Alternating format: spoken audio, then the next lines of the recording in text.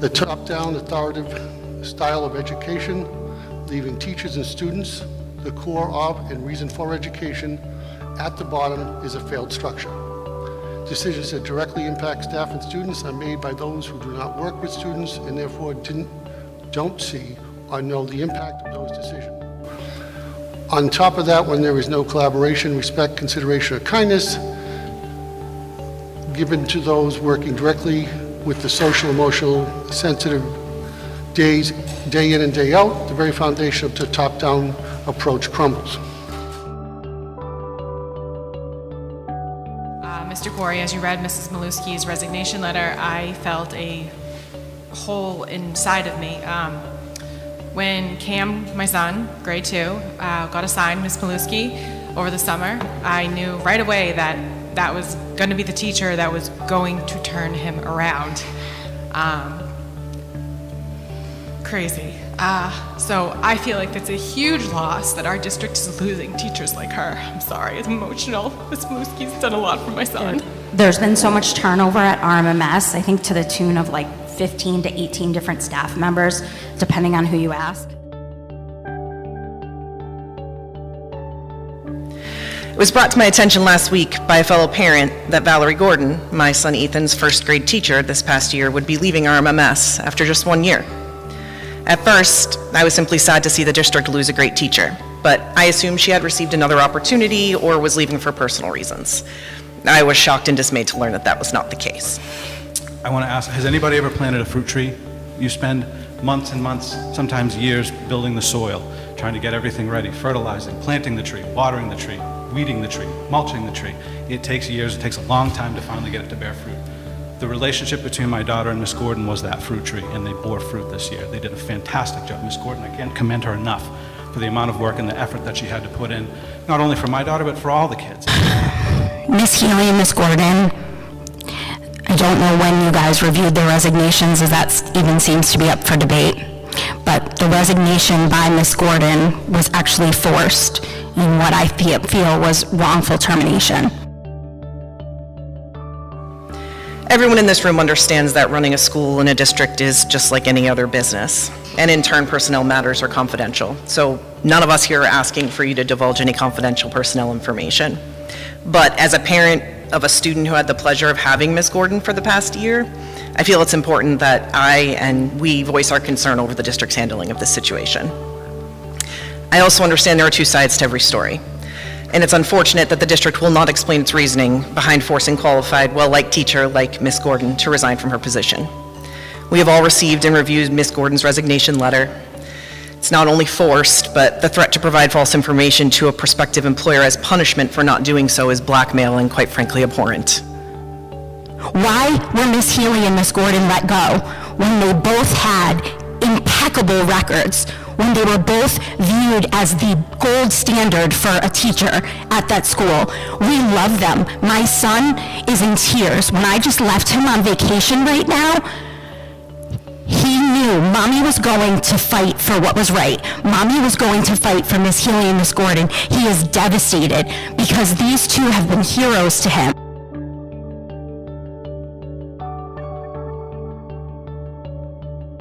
Miss Gordon would like to read her resignation letter out loud. I'm sorry? Miss Gordon would like to read her resignation letter out loud.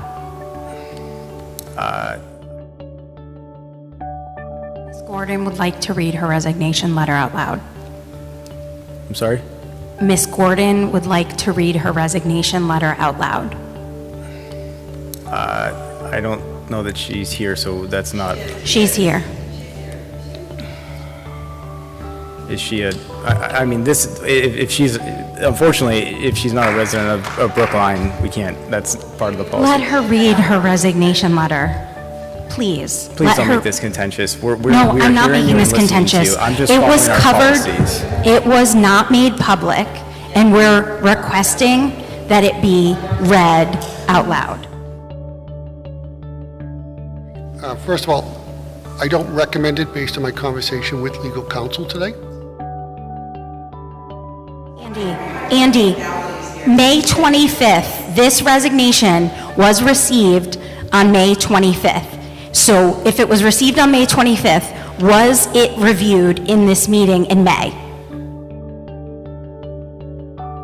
Can I just again further clarify?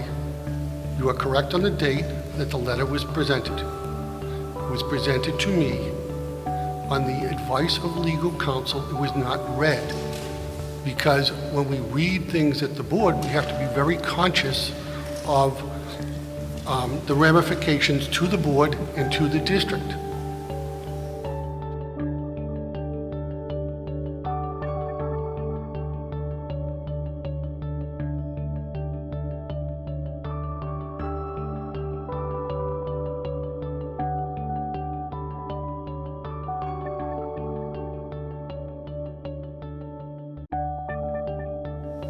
So that's why it was not read. I conferred again with legal counsel today, and I'm going to explain that in non-public, but I can't go into further detail. So if there's forced resignations, it is possible that you will make it so that we as parents and as community members do not hear what's in the contents of the resignation letters if they speak poorly of the administration. Is that correct? That's not what I'm saying. I'm saying that That's exactly what you're saying. We're going to look into this, but please, I understand what you're saying, that she's at Brookline. If you want to talk about your public input, by all means. If you're going to read the letter, that is not allowed per our policy. That's the end of the discussion on it. She can read the dictionary if she so chooses. This is a public input session. Mrs. Gordon has proved that she can read. I'm telling you, if that starts being read, we will close public input.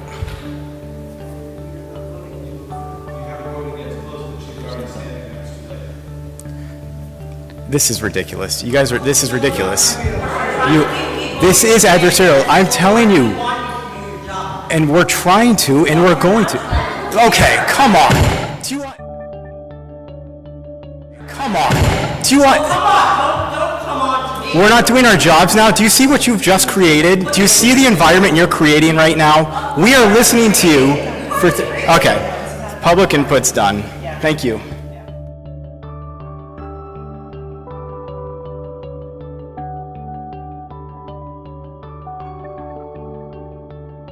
Yet, for the last several years, we have watched in bewilderment as some of those teachers and support staff we know to be the best and most respected quietly vanish from our ranks. These departures are never addressed. We watch as the pattern repeats the very next year, and we are told there's nothing to see here. RMMS is disorganized, it's dysfunctional. Our teachers at RMMS don't feel supported. Our parents don't feel supported. In closing, I think I and we respectfully request that the board review the reason behind Ms. Gordon's termination, as well as any others who may have been put into this situation through no fault of their own. While I would love to see her be reinstated to her job here in Brookline, it's equally as important to ensure that no other teachers are put in this position again. Threatening their livelihood when they give everything to our kids is inexcusable. So you put the puzzle pieces together because you have all of the information and access to all of the information.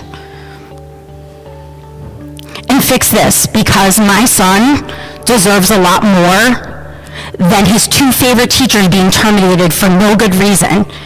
And I really hope, and I hope whatever attorneys get involved, don't find out that this was possibly done because of the advocacy that they did for their children, because I have reason to believe that the reason these teachers were terminated was because of the advocacy that they did for their kids. So I don't know if it's miscommunication, I don't know if it's a top-level thing, I don't know if it's a low-level thing. But whatever it is, it sounds like there's a culture thing that's going on. It needs to get figured out before we lose more teachers and chop down more trees. And despite the crumbling within, SAU still looks good from the outside.